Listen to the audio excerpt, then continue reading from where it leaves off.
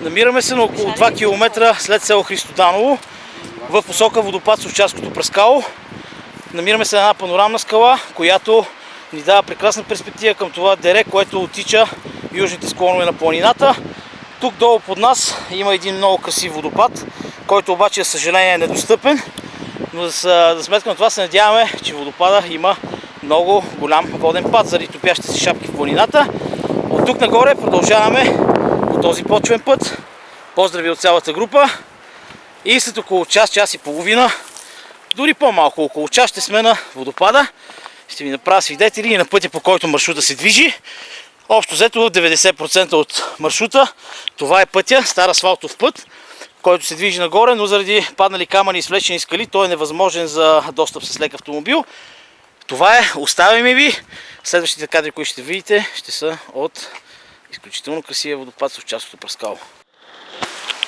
Не случайно нарекохме събитието 50 метра изящещо в пазвите на Стара планина. След солидно изкачване водопадът е готов да ни се открие.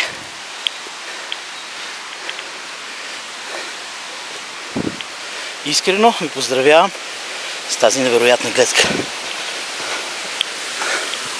Ето го. Невероятен красавец.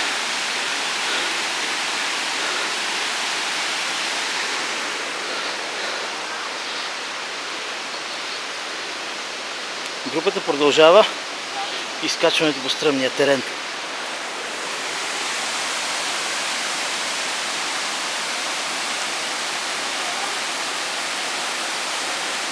Първата перспектива към водопада от левия му край.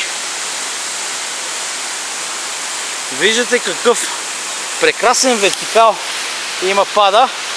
Не е като много водопади, които са на няколко нива или са разляти върху скалата. Тук виждаме нещо съвършено класическо, а именно прав вертикален пад, който пада от 54 метра. Теренът е доста стръмен, затова се придвижваме бавно, внимателно и с нужното уважение към терена, за да достигнем до тук, където ще имаме прекрасна перспектива. Вау!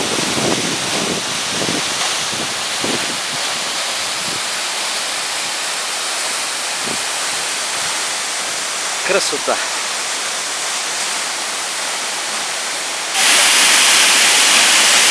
Ето, намирам се в долната част на красивия водопад с Овчарското пръскало, до който днес имахме удоволствието да дойдем. Невероятна красота, страхотна феерия от водни пръски, както винаги съм използвал този термин, защото той е наистина такъв. Водните пръски бият всеки в лицето, децата се снимат, хората правят незабравими кадри, а от тук реката се оттича надолу, за да забави своята лудост в равнините между Сопот и Клисура.